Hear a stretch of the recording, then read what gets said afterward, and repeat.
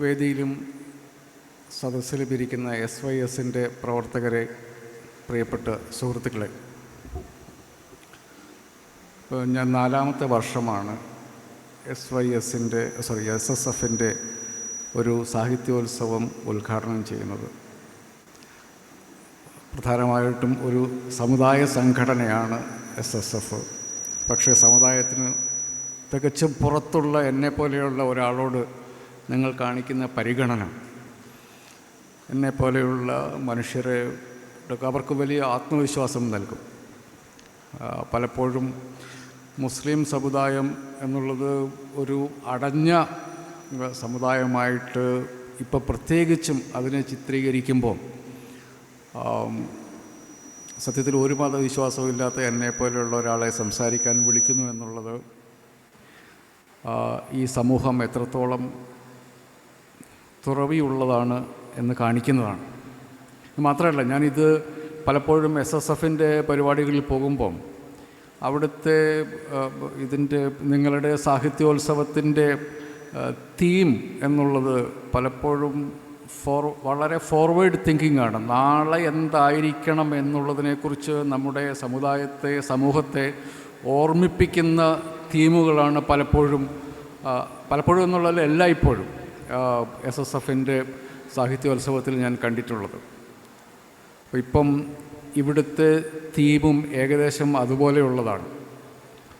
നമ്മളൊക്കെ ജീവിക്കുന്ന, നിങ്ങൾ കുട്ടികൾ മാത്രമല്ല, ഈ വലിയ ആൾക്കാരും ഒക്കെ ജീവിക്കുന്നത് വളരെ വലിയ വേഗതയുള്ള റാപ്പിഡ് എന്ന് പറഞ്ഞാൽ സ്പീഡ് പോലും അല്ല, അത് ഓരോ ഇൻസ്റ്റൻറ്റും അടുത്ത ഇൻസ്റ്റൻറ്റിനെ ഇപ്പോൾ ജീവിക്കുന്നതിനേക്കാൾ വേഗത്തിൽ അടുത്ത മൊമെൻറ്റിലേക്ക് പോകുന്നതാണ് റാപ്പിഡ് മൂവ്മെൻറ്റ് എന്ന് പറയുന്നത്. അപ്പോൾ അതൊക്കെ നമുക്കങ്ങനെ ജീവിക്കാൻ പറ്റുമോ എന്നുള്ളൊരു അവസ്ഥയുണ്ട്. അപ്പം അതെങ്ങനെ നമ്മൾ ഹാൻഡിൽ ചെയ്യണം? ഈ ഓട്ടത്തിൻ്റെ കഥ നമ്മളൊക്കെ ഓടിയേ പറ്റും. അത് ആഫ്രിക്കയിൽ ഒരു ചെറിയ കഥയുണ്ട്. കഥ എന്ന് പറഞ്ഞിട്ടുണ്ടെങ്കിൽ അത് എല്ലാവരും പറഞ്ഞു നടക്കുന്ന കഥയാണ്. അവിടെ ഒരു മുയൽ, ആ മുയൽ രാവിലെ എണീറ്റാൽ അത് ഓടുകയാണ്. എന്തിനാണ് ഓടുന്നത്? ഒരു സിംഹത്തിൻ്റെ കണ്ണിൽ പെടാതിരിക്കാൻ വേണ്ടി ആ മുയലിന് ഓടിയേ പറ്റും. സിംഹത്തിന് ഓടണം. കാരണം ഒരു മുയലിനെ പിടിക്കണമെങ്കിൽ ഈ സിംഹത്തിന് ഓടണം. അതിന് ജീവിക്കണമെങ്കിൽ ഈ മുയലിനെ കിട്ടണം. ഈ മുയലിനെ കിട്ടണമെങ്കിൽ മുയലിനേക്കാളും സ്പീഡിൽ ഈ സിംഹത്തിന് ഓടണം. ഈ സിംഹത്തേക്കാൾ വേഗത്തിൽ ഓടിയെങ്കിലേ മുയലിന് ജീവിക്കാൻ വേണ്ടി പറ്റും. എന്തൊരവസ്ഥയാണല്ലേ! ഇതാണ് മനുഷ്യരുടെ നമ്മൾ എത്തിപ്പെട്ടിരിക്കുന്ന ഒരവസ്ഥ. നമ്മൾ പണ്ടുകാലത്തുണ്ടായിരുന്നത് പോലെ നമ്മുടെ ജീവിതത്തിൻ്റെ വേഗം നമുക്ക് നിശ്ചയിക്കാൻ പറ്റുന്നതിൻ്റെ അപ്പുറത്തേക്ക് പോയിക്കൊണ്ടിരിക്കുന്നു.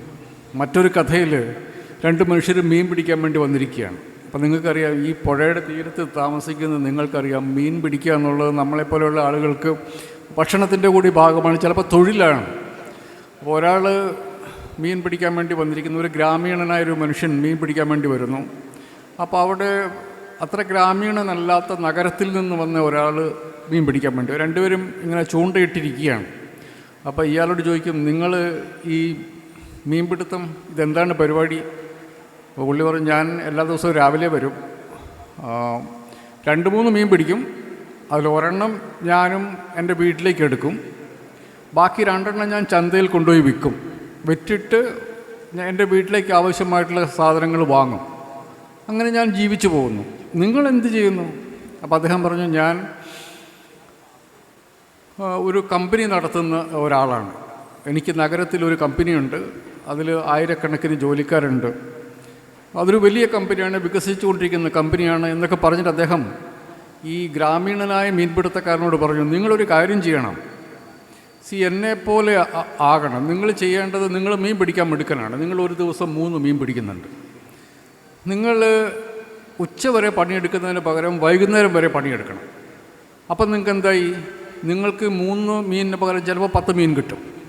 നിങ്ങൾക്ക് ആവശ്യമുള്ളത് 1 മീനല്ല നിങ്ങളിപ്പോൾ എടുക്കുന്നത്. ഇപ്പം നിങ്ങൾ എന്നിട്ട് 2 മീൻ വിൽക്കുന്നു. നിങ്ങൾ 10 മീൻ പിടിച്ചാൽ നിങ്ങൾക്ക് 9 മീനും വിൽക്കാം. അപ്പോൾ 9 മീൻ വിറ്റ് കഴിയുമ്പോൾ നിങ്ങൾക്ക് കൂടുതൽ പണം വരും. അപ്പോൾ അങ്ങനെ കൂടുതൽ പണം വരുമ്പം എന്നെപ്പോലെ വേറൊരാളെ നിങ്ങൾക്ക് മീൻ പിടിക്കാൻ വേണ്ടി അവിടെ നിയമിക്കാം. അയാളും മീൻ പിടിക്കും. അപ്പോൾ അയാൾ മീൻ പിടിച്ച് കഴിയുമ്പോൾ നിങ്ങൾക്ക് കൂടുതൽ പണം വരും. ആ പണം ഉപയോഗിച്ച് നിങ്ങൾക്ക് ചിലപ്പോൾ ഒരു ബോട്ട് വാങ്ങാം, ചിലപ്പോൾ ഒരു വല വാങ്ങാം. ആ വല വാങ്ങിക്കഴിയുമ്പോൾ നിങ്ങളുടെ പണം പിന്നെയും കൂടും. അപ്പോൾ ഈ ഗ്രാമീണൻ ചോദിച്ചു, എന്നിട്ടോ? അപ്പം നിങ്ങൾക്ക് ധാരാളം പണം വന്നു കഴിയുമ്പം നിങ്ങൾ ഇപ്പോഴത്തെ പോലെ ഒരു ചെറിയ കുടിലിൽ താമസിക്കേണ്ടതില്ല, നിങ്ങൾക്കൊരു വലിയ വീട്ടിൽ താമസിക്കാം. അപ്പോൾ ഈ ഗ്രാമീണൻ ചോദിക്കും, എന്നിട്ടോ? പിന്നെ നിങ്ങൾക്ക് നിങ്ങളുടെ ധാരാളം ജോലിക്കാരുണ്ടാവും, അവർ ധാരാളം മീൻ പിടിച്ചുകൊണ്ടേയിരിക്കും. അപ്പോൾ എന്നെപ്പോലെ ഇവിടെ അവധിക്കൊക്കെ വന്നിട്ട് ഇതുപോലെ എന്നെ നോക്കൂ, ഇങ്ങനെ മീൻ പിടിക്കാം എന്ന് പറഞ്ഞു. അപ്പോൾ പറഞ്ഞു, ഞാൻ അതുവരെയല്ലേ ഇപ്പോൾ ചെയ്തുകൊണ്ടിരിക്കുന്നത്. നിങ്ങൾ ഇത്ര ബുദ്ധിമുട്ടി വലിയ കമ്പനി നടത്തിയിട്ട് ഒരു മനസമാധാനം കിട്ടാനും സന്തോഷിക്കാനും ഇവിടെ വന്ന് മീൻ പിടിക്കുന്നു, ഞാൻ എൻ്റെ ആവശ്യത്തിന് മീൻ പിടിക്കുന്നു. ഇതെന്തിനാണ് ഇത്ര ബുദ്ധിമുട്ട്? നിങ്ങൾ ഇതൊക്കെ ഉണ്ടാക്കിയിട്ട് ഇവിടെ വന്നിരുന്ന് മീൻ പിടിക്കുന്നത്, എന്നെപ്പോലെ സമാധാനമായിട്ടിരുന്ന് മീൻ പിടിച്ചാൽ പോരെ എന്നുള്ളത്. സമ്പത്തുണ്ടാകുക എന്നുള്ളത് മോശം കാര്യമല്ല, പക്ഷേ അതിൻ്റെ അകത്ത് ഒരു കാര്യമുണ്ട്. ആ ഗ്രാമീണൻ പറഞ്ഞതിൽ ഒരു കാര്യമുണ്ട്. ആ കാര്യമെന്നുള്ളത്, നമ്മളെങ്ങോട്ടാണ് ഇത്രയധികം മീൻ പിടിച്ചിട്ട് അവസാനം എന്താണ് ബാക്കിയുള്ളത് എന്നുള്ള ഒരു ചോദ്യം നമ്മൾ ഈ തിരക്കിനിടയിൽ ആലോചിക്കേണ്ടതുണ്ട്. നിങ്ങളൊക്കെ ആലോചിക്കേണ്ടതുണ്ട്, എല്ലാവരും ആലോചിക്കേണ്ടതുണ്ട്. ഒരാൾക്കും അതിൽ നിന്ന് രക്ഷയില്ല എന്നുള്ളതാണ്. നമ്മൾ ഈ തിരക്കിൽ, നമ്മൾ പഠിക്കുന്ന കാര്യത്തിൽ, ബിരുദങ്ങൾ വാങ്ങിക്കൂട്ടുന്ന കാര്യത്തിൽ, പണമുണ്ടാക്കുന്ന കാര്യത്തിൽ, കച്ചവടം ചെയ്യുന്ന കാര്യത്തിലൊക്കെ നമ്മൾ വളരെ ഫാസ്റ്റായിട്ട് നിന്നിടത്ത് നിൽക്കണമെങ്കിൽ ഓടണം എന്നുള്ളൊരവസ്ഥയുണ്ട്. പക്ഷെ അതിലെങ്ങനെ സമാധാനത്തോടു കൂടി ആ പണി ചെയ്യാം എന്നുള്ളത് നമ്മൾ വളരെ ആലോചിക്കേണ്ടതുണ്ട്. അതുകൊണ്ട് എനിക്ക് തോന്നുന്നു എല്ലാ സംഘടനകളും മനുഷ്യരോട് നിങ്ങളൊന്ന് നിൽക്കൂ, എന്നിട്ടൊന്ന് ആലോചിക്കൂ എന്ന് പറയാനുള്ള ഉത്തരവാദിത്വമാണ്. അതുകൊണ്ട് തന്നെ SSFനെ ഞാൻ അഭിനന്ദിക്കുകയാണ്. ഇതൊരു വളരെ പ്രധാനപ്പെട്ട വിഷയമാണ്. കുട്ടികൾ മാത്രമല്ല, മുതിർന്നവരും ആലോചിക്കേണ്ട വളരെ പ്രധാനപ്പെട്ട ഒരു സംഗതിയാണ്, ഒരു വിഷയമാണ്. എല്ലാവരുടെയും ജീവിതത്തെ ബാധിക്കുന്ന ഒരു വിഷയമാണിത്. നമുക്ക് പലപ്പോഴും നമ്മളുടെ കാര്യങ്ങൾ നോക്കാൻ പോലും സമയമില്ലാത്തപ്പോൾ നമ്മൾ സമയം എങ്ങനെ മറ്റുള്ളവർക്ക് വേണ്ടി മാറ്റിവെക്കും? വലിയൊരു പ്രശ്നമാണ്. ആ സമയമാണ് പണം എന്ന് നമ്മളെ പറഞ്ഞ് പഠിപ്പിച്ചിട്ടുണ്ട്. നമ്മൾ പലയിടത്തും വായിച്ചിട്ടുണ്ട്, സമയം, ടൈം ഈസ് മണി എന്ന് നമ്മളോട് പറഞ്ഞിട്ടുണ്ട്.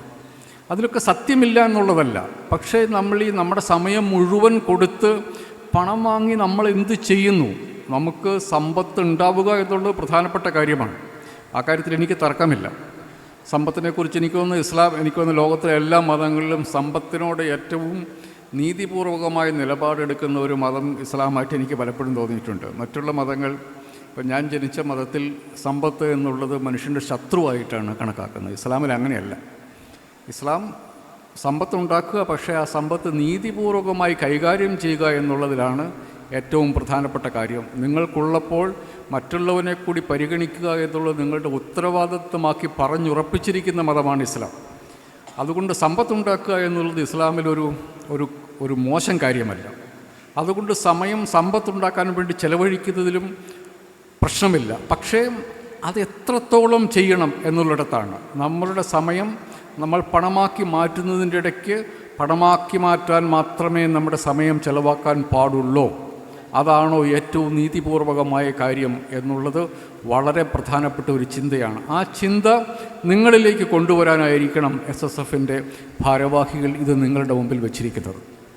അപ്പോൾ നമ്മൾ കാണേണ്ടത്, നിങ്ങൾക്ക് SSFൻ്റെ പ്രവർത്തകർക്ക് സമയം ധാരാളമുണ്ട്. ജീവിതം മുഴുവൻ നിങ്ങളുടെ മുമ്പിൽ നീണ്ടു കിടക്കുകയാണ്. ആ സമയത്തെക്കുറിച്ചുള്ള കൃത്യമായ ഒരു ധാരണ ഉണ്ടാക്കിയെടുക്കേണ്ടതുണ്ട്. നിങ്ങളുടെ സമയം നിങ്ങൾക്ക് വേണ്ടി ഉപയോഗിക്കുമ്പോൾ തന്നെ നിങ്ങളുടെ മാതാപിതാക്കൾക്ക് വേണ്ടി, നിങ്ങളുടെ സഹോദരങ്ങൾക്ക് വേണ്ടി, നിങ്ങളുടെ സമുദായത്തിനു വേണ്ടി ഈ സമയം മാറ്റിവെക്കാൻ നിങ്ങൾക്ക് ഉത്തരവാദിത്തമുണ്ട് എന്നുള്ള ഒരു കാര്യം കൂടി SSF നിങ്ങളെ ഓർമ്മിപ്പിക്കുകയാണ്. ബൈബിളിൽ ഒരു കഥയുണ്ട്. അതെനിക്ക് തോന്നുന്നു ഈ കഥ ഇസ്ലാമിലും ഉണ്ടാവേണ്ടതാണ്. ആദാമിൻ്റെയും ഹവയുടെയും അവരുടെ മക്കളുടെയും കഥ, ഇല്ലേ? അത് തന്നെയായിരിക്കും നിങ്ങളുടെയും കഥ. അപ്പം ആ കഥയിൽ ആദാമിൻ്റെ 2 മക്കൾ കയീനും ആബേലും. അതിൽ കയീന് ആബേലിനോട് അസൂയ വർദ്ധിച്ചു. എന്നിട്ട് അയാൾ എന്ത് ചെയ്തു? അയാൾ അനുജനായ ആബേലിനെ കൊന്നുകളയുന്നു. മനുഷ്യൻ്റെ ചരിത്രത്തിലെ ആദ്യത്തെ കൊലപാതകം. ഈ കൊലപാതകം കഴിഞ്ഞ് അനുജനെ കൊന്നു കഴിഞ്ഞപ്പോഴത്തേക്കും കയ്യിന് ഭയങ്കരമായിട്ടുള്ള പേടിയായി. എന്തു ചെയ്യും? അനുജനെയാണ് കൊന്നത്. ആരോട്? അച്ഛനും അമ്മമാരോട് എന്ത് ഉത്തരം പറയും?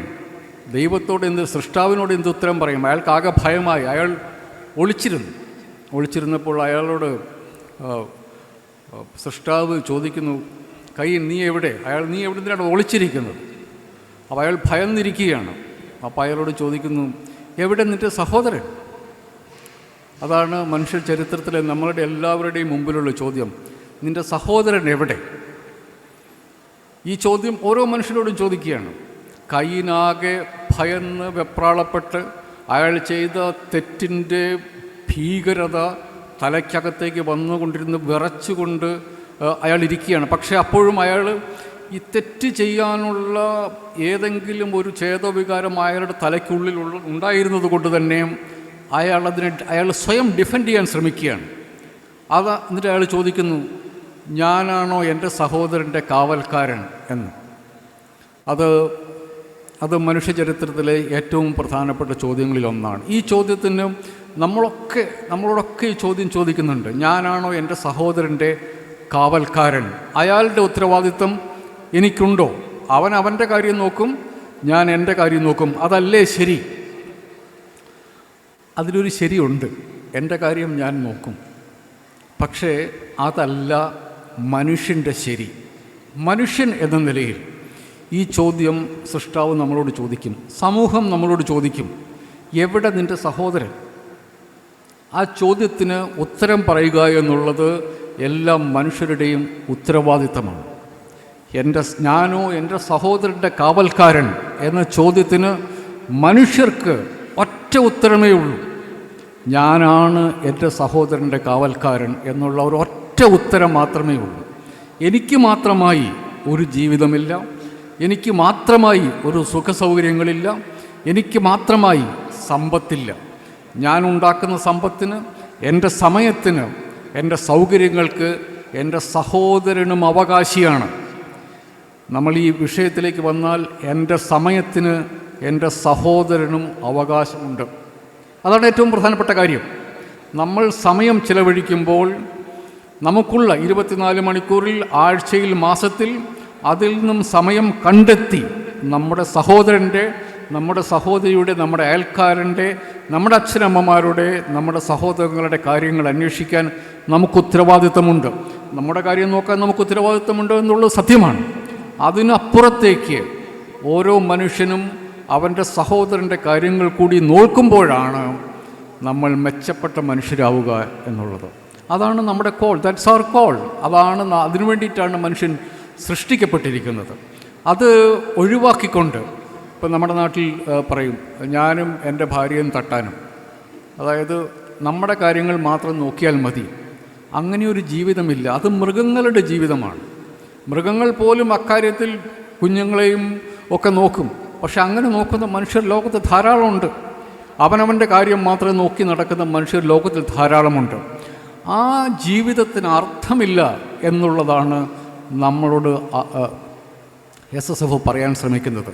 നിങ്ങൾ സമയം ചെലവാക്കുമ്പോൾ നിങ്ങൾ സമയം വളരെ സുന്ദരമായി, പ്ലാനിങ്ങോടുകൂടി, ഫലപ്രദമായി ചെലവാക്കുക എന്നുള്ള ഒരു പ്രധാനപ്പെട്ട കാര്യമാണ്. നിങ്ങൾ വിദ്യാർത്ഥികളായിരിക്കുമ്പോൾ പഠിക്കുക, സമൂഹത്തോട് കമ്മ്യൂണിക്കേറ്റ് ചെയ്യുക, വളരെ നന്നായി പരീക്ഷകൾ എഴുതുക, പരീക്ഷകൾ പാസ്സാകുക, വലിയ ബിരുദങ്ങൾ സമ്പാദിക്കുക, നല്ല ജോലി സമ്പാദിക്കുക എന്നുള്ളത് വളരെ പ്രധാനപ്പെട്ടതാണ്. ആ കാര്യത്തിലൊരു കോംപ്രമൈസ് വരുത്താൻ നിങ്ങൾക്ക് അവകാശമില്ല. പഠനം മാറ്റി നിർത്തിക്കൊണ്ട് വേറെ ഏതെങ്കിലും ഒരു കാര്യം ചെയ്യാൻ ഒരു വിദ്യാർത്ഥിക്കും അവകാശമില്ല. അതേസമയം പഠനം മാത്രം മതിയോ? അത് പോരാ എന്നുള്ളതാണ് പ്രശ്നം. ഒരു സമൂഹമായിട്ട് നമ്മൾ ജീവിക്കുമ്പോൾ ഈ സമൂഹത്തിൽ എൻ്റെ സഹോദരൻ്റെ പ്രശ്നം എൻ്റെ പ്രശ്നമാണ് എന്ന് നമ്മൾ മനസ്സിലാക്കണം. അതിന് ജാതിയും മതവുമില്ല, അതിന് ഒരു തരത്തിലുള്ള വിഭജനമില്ല. അത് മലയാളിയുടെയും തമിഴിൻ്റെയും ശ്രീലങ്കക്കാരൻ്റെയും പലസ്തീനിയിലെയും മനുഷ്യൻ്റെ കുഞ്ഞുങ്ങളുടെ പ്രശ്നം നമ്മളുടെ ഓരോരുത്തരുടെയും പ്രശ്നമാണ് എന്ന് മനസ്സിലാക്കാനുള്ള ഉത്തരവാദിത്വം നമുക്കുണ്ടാവുക എന്നുള്ളതാണ്. അതാണ് ഏറ്റവും പ്രധാനപ്പെട്ട കാര്യം. നമ്മൾ നമ്മളുടെ കാര്യം നോക്കുന്നതോടൊപ്പം നമ്മളുടെ സഹോദരൻ്റെ കാര്യം, ലോകത്തെവിടെയുമുള്ള മനുഷ്യജീവികളുടെ പ്രശ്നം നമ്മളുടെ പ്രശ്നമാണ് എന്ന് നമ്മൾ മനസ്സിലാക്കണം. ഇതിപ്പം നമ്മൾ പലപ്പോഴും ശ്രദ്ധിച്ചിട്ടുണ്ട്. ഇപ്പോൾ ഈയിടെ പുറത്ത് വന്ന ഒരു റിപ്പോർട്ട് നിങ്ങൾ ശ്രദ്ധിച്ചിട്ടുണ്ടാവും. നമ്മുടെ ഐക്യരാഷ്ട്ര സംഘടനയിലെ പ്രത്യേക കമ്മീഷനായി പോയ മലയാളിയായ തമിഴ്നാട്ടുകാരനായ ജസ്റ്റിസ് മുരളീധരൻ്റെ ഒരു റിപ്പോർട്ട് പലസ്തീനിൽ നടക്കുന്ന കാര്യത്തെക്കുറിച്ച് അദ്ദേഹം പറഞ്ഞ ഒരു കാര്യം, വായിക്കുന്ന മനുഷ്യർക്ക് കണ്ണുനീരടക്കിക്കൊണ്ട് അല്ലാതെ അത് വായിച്ചു തരാൻ പറ്റില്ല. പലസ്തീനിലെ കുഞ്ഞുങ്ങളെ അവരെ ടാർഗറ്റ് ചെയ്ത് അവരെ ഇത് ഇല്ലാതാക്കുന്ന ഒരു സംഭവം നടന്നുകൊണ്ടിരിക്കുന്നു എന്നുള്ളത്. ഇത് ജൂതനോടുള്ള വൈരാഗ്യമുണ്ടാക്കാൻ വേണ്ടിയിട്ടല്ല ഞാനിത് പറയുന്നത്, വെറുപ്പുണ്ടാക്കാൻ വേണ്ടിയിട്ടല്ല. പലസ്തീനിയ കുഞ്ഞിനോട് ഐക്യദാർഢ്യം പ്രകടിപ്പിക്കാൻ നമുക്ക് ഉത്തരവാദിത്തമുണ്ട് എന്നുള്ളതുകൊണ്ടാണ്. അയാൾ മുസ്ലിം ആയതുകൊണ്ടല്ല, അയാൾ മനുഷ്യനായതുകൊണ്ട് ആ കുഞ്ഞുങ്ങളോട്, നിരപരാധികളായ കുഞ്ഞുങ്ങളോട് ഐക്യദാർഢ്യം, അവരുടെ പ്രശ്നം നമ്മളുടെ പ്രശ്നമാക്കി നമ്മൾ മാറ്റേണ്ടതുണ്ട്. അത് മതത്തിൻ്റെ പ്രശ്നമല്ല. അവിടെ മാത്രമല്ല, ലോകത്തെവിടെയും കുഞ്ഞുങ്ങൾ ആക്രമിക്കുമ്പോൾ, നിങ്ങളുടെ പ്രായത്തിലുള്ള മനുഷ്യർ ആക്രമിക്കപ്പെടുമ്പോൾ, അവർക്ക് ഭക്ഷണം നിഷേധിക്കപ്പെടുമ്പോൾ, അവർക്ക് വിദ്യാഭ്യാസം നിഷേധിക്കപ്പെടുമ്പോൾ, അവരുടെ മാതാപിതാക്കളെ പിടിച്ചു കൊണ്ടുപോകുമ്പോൾ, അടിമകളാക്കുമ്പോൾ, അതിനെതിരെ നിങ്ങളുടെ മനസ്സിലൊരു ചിന്തയുണ്ടാവുക എന്നുള്ളതാണ് ഏറ്റവും പ്രധാനപ്പെട്ട കാര്യം. നിങ്ങൾക്ക് വഴിയിലിറങ്ങി പ്രകടിപ്പിക്കാൻ, അതിനെതിരെ പ്രതിഷേധം പ്രകടിപ്പിക്കാൻ പലപ്പോഴും പറ്റുന്നിരിക്കില്ല. പക്ഷേ നിങ്ങൾ ഈ കാര്യങ്ങൾ ഓർത്തിരിക്കണം. ഇത് നിങ്ങൾ മനസ്സിലാക്കിയെടുക്കണം. ലോകത്തിലെവിടെയെങ്കിലും ഒരാൾക്ക് നേരെ അനീതി നടന്നാൽ അത് നമുക്ക് നേരെ നടക്കുന്ന അനീതിയാണ് എന്ന് നമ്മൾ പറഞ്ഞുറപ്പിക്കണം. നമ്മളോട് തന്നെ പറഞ്ഞുറപ്പിക്കണം. നമ്മളുടെ സഹോദരൻ്റെ കാവൽക്കാരൻ, എൻ്റെ സഹോദരൻ്റെ കാവൽക്കാരൻ ഞാനാണ് എന്ന് നമ്മൾ ആവർത്തിച്ച് ഉറപ്പിക്കേണ്ടതുണ്ട്. അതില്ല എങ്കിൽ എൻ്റെ സഹോദരൻ്റെ കാവൽക്കാരൻ ഞാനല്ല എന്ന് തീരുമാനിക്കുന്നിടത്താണ് നമ്മൾ പലപ്പോഴും അക്രമകാരികളാകുന്നത്, ചിലരൊക്കെ വർഗീയവാദികളാകുന്നത്, വേറെ ചിലരൊക്കെ ഭീകരവാദികളാകുന്നത്. അവർ മതത്തെയും ദുരുപയോഗപ്പെടുത്തും. എല്ലാത്തരം വർഗീയവാദികളും മതത്തെ ദുരുപയോഗപ്പെടുത്തും. മതത്തിൻ്റെ പേരിൽ മര്യാദകേടുകൾ പറയും, മതത്തെ തെറ്റായി വ്യാഖ്യാനിക്കും. ആ വ്യാഖ്യാനിച്ചിട്ട് മതത്തെ സമൂഹത്തിൻ്റെ മുമ്പിൽ അപമാനിക്കുന്ന ഘട്ടങ്ങൾ വരും. ഇതിൽ ശരിയായ നിലപാടുകൾ നമ്മൾ എടുക്കണം എന്നുണ്ടെങ്കിൽ എനിക്ക് തോന്നുന്നു അതെടുക്കാനുള്ള ഉത്തരവാദിത്വം നിങ്ങൾക്കുണ്ട് എന്ന് ഓർമ്മിപ്പിക്കാനും ആ ചിന്ത പരസ്പരം പങ്കുവെക്കുവാനുള്ളൊരു പ്ലാറ്റ്ഫോമാണ് ഈ സാഹിത്യോത്സവ് എന്ന് ഞാൻ കരുതുന്നു. നിങ്ങൾ ഇവിടെ നടത്തുന്ന മത്സരങ്ങളിലും നിങ്ങൾക്ക് ഓരോ വിഷയങ്ങളുണ്ടാവും. പക്ഷേ അടിസ്ഥാനപരമായി മനുഷ്യൻ എന്ന നിലയിൽ നമ്മൾ സഹോദരങ്ങളാണ്. അതുകൊണ്ട് നമ്മുടെ സമയത്തിൻ്റെ ഉത്തരവാദി, നമ്മളുടെ സ്പീഡ്, നമ്മൾ വളരെ റാപ്പിഡായിട്ട് നമ്മൾ സഞ്ചരിക്കുമ്പം നമ്മളുടെ ചുറ്റുമുള്ള മനുഷ്യരെ കാണാനുള്ള നമ്മളുടെ ഉത്തരവാദിത്വത്തെക്കുറിച്ച് SSF നിങ്ങളെ ഓർമ്മിപ്പിക്കുകയാണ്. ഈ സാഹിത്യോത്സവം കഴിഞ്ഞ് നിങ്ങൾ വീട്ടിൽ പോകുമ്പോൾ ഈ സാഹിത്യോത്സവത്തിൻ്റെ തീമായിട്ട് വച്ചിരിക്കുന്ന കാര്യം, അതിനെക്കുറിച്ച് നിങ്ങൾ വളരെ ഗൗരവമായിട്ട് ആലോചിക്കണം എന്ന് ഞാൻ ആഗ്രഹിക്കുന്നു. റാപ്പിഡ് റൺ, ഇത് വളരെ വേഗതയുള്ള ഒരു ലോകത്താണ് നമ്മൾ ജീവിക്കുന്നത്. അതിൽ തർക്കമില്ല. അതിൻ്റെ അകത്ത് എങ്ങനെ മനസമാധാനത്തോടു കൂടി ജീവിക്കാൻ വേണ്ടി പറ്റും, അതിനകത്ത് നമ്മളുടെ കുടുംബത്തോടും നമ്മുടെ സഹോദരന്മാരോടുമുള്ള ഉത്തരവാദിത്തങ്ങൾ നിർവഹിച്ചുകൊണ്ട് തന്നെ നമുക്ക് സമാധാനത്തോടു കൂടി ജീവിക്കാൻ എങ്ങനെ പറ്റും. അതിന് മതം പലപ്പോഴും സഹായകരമാണ്, പലപ്പോഴും സംഘടനകൾ സഹായകരമാണ്. പക്ഷേ അടിസ്ഥാനപരമായി നമ്മൾ ആലോചിക്കണം, എൻ്റേത് മാത്രമല്ല എൻ്റെ സമയം, എൻ്റെ സൗകര്യങ്ങൾ എൻ്റേത് മാത്രമല്ല എന്നുള്ളൊരു തോന്നലുണ്ടായെങ്കിൽ പിന്നെ ബാക്കിയുള്ള കാര്യങ്ങൾ നമുക്ക് ചെയ്തെടുക്കാം. അതുകൊണ്ട് ആ തോന്നൽ നിങ്ങളിലേക്ക് വരാൻ ഈ സാഹിത്യോത്സവം സഹായകരമാകും എന്ന് ഞാൻ വിശ്വസിക്കുകയാണ്.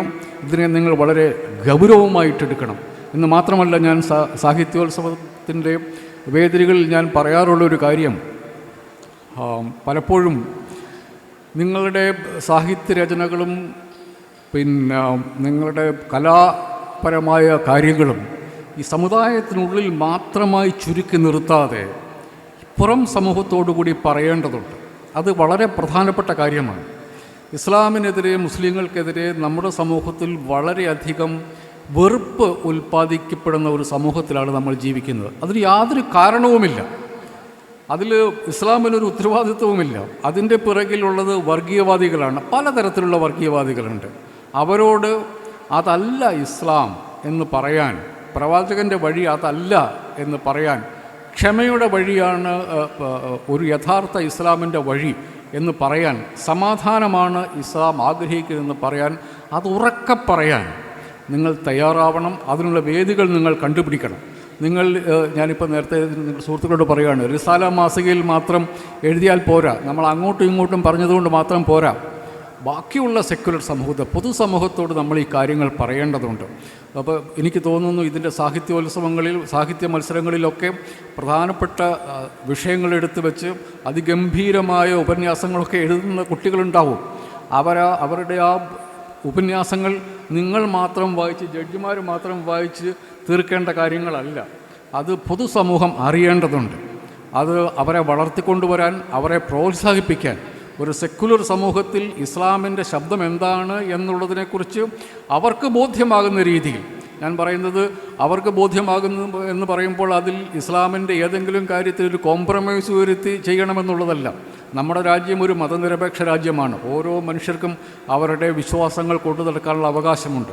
ആ വിശ്വാസങ്ങളിലും ആചാരങ്ങളിലും മുറുകെ പിടിക്കുമ്പോഴും ഒരു സമുദായം എന്ന നിലയിൽ ഒരു സമൂഹത്തിൽ എങ്ങനെ ജീവിക്കണമെന്നുള്ളതിനെക്കുറിച്ച് നിങ്ങളുടെ കാരണവന്മാർ 14 നൂറ്റാണ്ടായി തുടരുന്ന ചില കാര്യങ്ങളുണ്ട്.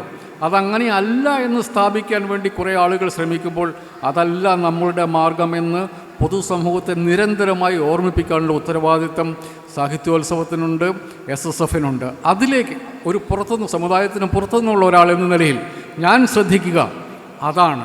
എന്താണ് സാഹിത്യോത്സവത്തിൽ നിന്നും ഞങ്ങൾക്ക് പുറത്തുള്ള മനുഷ്യർക്ക് എന്താണ് കിട്ടാനുള്ളത്? ഇസ്ലാമിനെക്കുറിച്ച്, നമ്മുടെ നാട്ടിലെ ഏറ്റവും പ്രധാനപ്പെട്ട ഒരു സമുദായത്തെക്കുറിച്ച് ഏറ്റവും ശരിയായ ചിത്രം നമ്മുടെ സമുദായത്തിന് കിട്ടത്തക്ക വിധത്തിൽ എഴുത്തുകാരന്മാരും എഴുത്തുകാരികളും പാട്ടുകാരും കവികളുമൊക്കെ ഉണ്ടാകട്ടെ എന്നുള്ള ആഗ്രഹം നിങ്ങളുടെ മുമ്പിൽ പങ്കുവെച്ചുകൊണ്ട്, നമ്മൾ സഹോദരന്മാരാകാൻ വിധിക്കപ്പെട്ടവരാണ്, നമ്മൾ അനുഗ്രഹിക്കപ്പെട്ടവരാണ്. അതുകൊണ്ട് അവർക്ക് വേണ്ടി ചിലവാക്കുന്ന സമയം, അവർക്ക് വേണ്ടി ചിലവാക്കുന്ന എഫർട്ട്, അവർക്ക് വേണ്ടി ചിലവാക്കുന്ന പണം, വാട്ടെവർ, അത് നമ്മളുടെ ഒരു അസറ്റാണ്. അത് നമ്മളുടെ സമ്പാദ്യമായി മാറേണ്ടതുണ്ട്. അത്തരമൊരു ചിന്ത ഈ സാഹിത്യോത്സവത്തിൻ്റെ വേദിയിൽ നിന്ന് മടങ്ങുമ്പോൾ നിങ്ങളിൽ ഉണ്ടാവും എന്നുള്ള ആഗ്രഹം പങ്കുവെച്ചുകൊണ്ട് ഈ സമ്മേളനം ഉദ്ഘാടനം ചെയ്ത് ഔദ്യോഗികമായി അറിയിച്ചുകൊണ്ട് ഞാൻ നിർത്തുന്നു. നിങ്ങൾക്ക് എൻ്റെ നന്ദി, നമസ്കാരം.